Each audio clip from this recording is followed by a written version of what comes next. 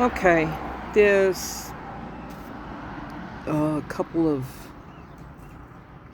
videos that I watched recently on Dig Deeper mentioning a boat and Jesus Christ being in the boat with the apostles. And he wasn't afraid, actually, he was taking a nap. I went to the Madison Square Garden rally recently, and y'all know that I went through Sandy back in 2012, and I had water up to my chest, walking around in it after jumping out the back bedroom window. Yeah, with Jack, my husky, and my son had the 2 cats in the box. Okay. He was afraid of water afterwards. Wouldn't even walk through a puddle. Okay? So what does that tell you how I went through it? Mentally, emotionally, physically, whatever. Okay, so before that, we're going to backtrack 6, 7, maybe 8 months before that. I got this nagging sensation before it happened.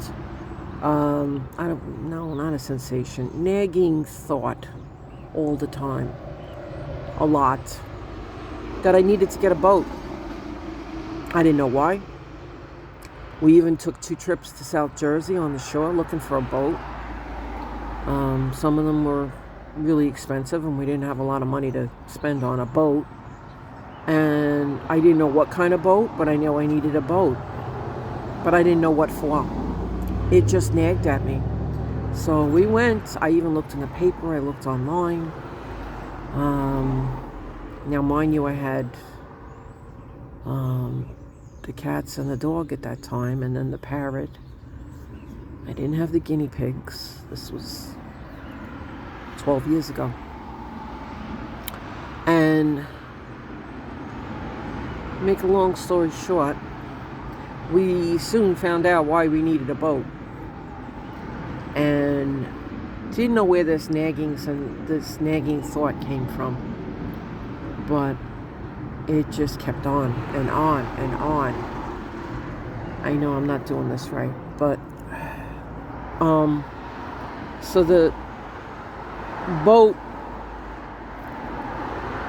being bugged to get a boat, was either from, I thought, afterwards, after everything somewhat calmed down and we got to the apartment and got settled in.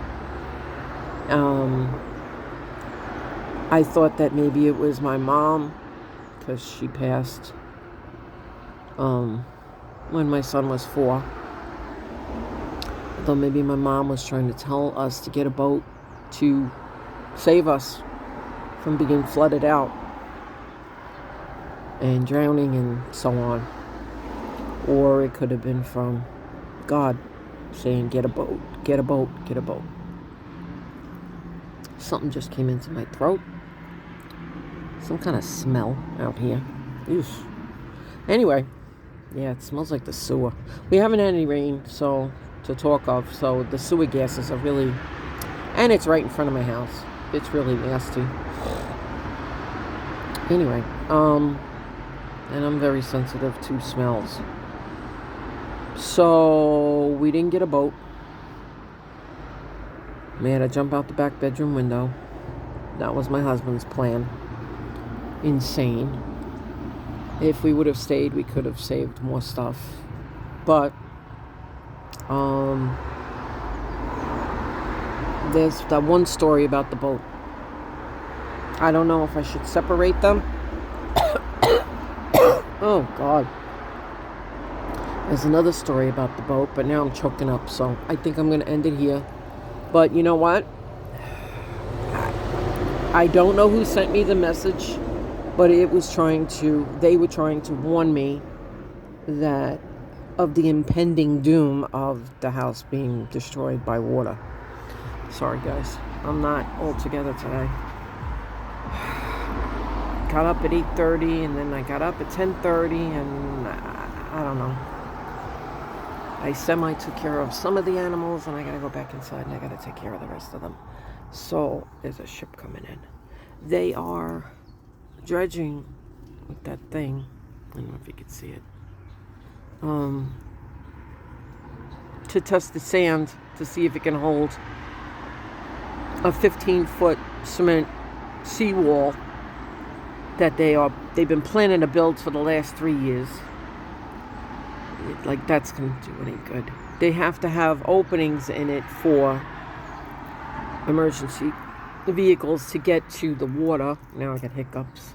Great. I'm just doing good today. So Trump had looked at the plans when he was president, and he said, this isn't going to work. So we're spending, but the Democrats keep spending our money left and right. Because, Manhattan and New York is mostly Democrats. And they just love to spend our money. And they don't care. When the Republicans spend money, they give you an excuse as to why, and they give you a reason at least why they're spending the money. But the Democrats, they just don't give a shit. They just spend it. All willy-nilly, and they don't care. So, I hope I'm not here when they finish this cement wall, because then I won't be able to see the water. Well, maybe that's a good thing, because of my water problem. My PTSD from Sandy. Thank you. That my dog Jack, who's now dead, 6 years ago, he had an aversion too. So wouldn't even walk around. I had to walk around all the puddles to take him for a walk. So there you go. It's not just me. Anyway, I think you get the gist of the story about the boat. You need to listen to your inner self, though. When something tells you to do something, hopefully it's a good thing, to do it. So it's somebody else telling you to do it.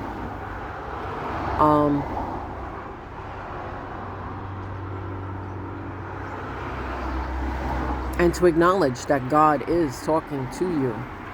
You have to wake up, and you have to have that opening in your brain.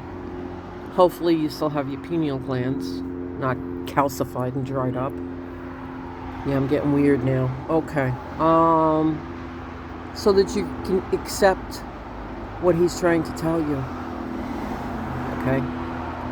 And yes, I still have that aversion to the water. I don't think that's ever going to go away. The sooner I get away from this, I'll be, I think, better. It's hard for me to go over bridges. And, yeah, maybe I will add the ferry boat story. Alright, so you all know that I went to the Trump rally. If you don't know, you know now. I signed up to get the tickets and go. And my son didn't want to go. Dropped me off at the ferry, and I had to go on the ferry by myself with all the water around me. Yeah, just thinking about it creeps me out right now. And, so I went to the bathroom. Figured, well, let me get that done. I sat down for a few minutes in the middle of the boat. Had some people around me from Finland or Norway. And then I saw a container ship crossing in front of the ferry, and I'm like, oh, that's a first. So I filmed that real quick. That's on my channel. I filmed it with my other phone, my crappy phone. I needed to save power because I was going to use it all up at the rally probably, and I needed enough power to call my son at the end of the day to say, come pick me up at the ferry. So I went to the bathroom, sat down, saw some Finnish people, and I'm like, okay, the container ship came and kind of freaked me out. So I went back to the middle of the boat, and then I got up. I couldn't sit still. It was horrible. So I got up, and I started walking towards the front of the boat where the container ship was going to cross in front of the ferry. And these three guys are standing there at the front of the boat with MAGA hats. And now I went gray man to the city. I had my hat in my pocket. And they gave me the thumbs up, and I gave them the thumbs up, and then I just walked over to them like I knew them for my whole life. It was great. We caught a cab. We shared a cab going up, and Mike spent the day with me at the rally. Took care of me, actually looked after me because my back was really giving out. We stuck together, and we're buddies. And I have to tell you that in my fear of being in the water on the boat by myself and my family not going with me, at least for support, God sent me 2 people. The other guy disappeared because he had a backpack. He had to get rid of it because there was no backpacks allowed at the Madison Square Garden rally. Couldn't even have a lighter, nothing. So God sent me these 2 guys to look after me that day. So my prayers were answered. They don't know it, but God sent them.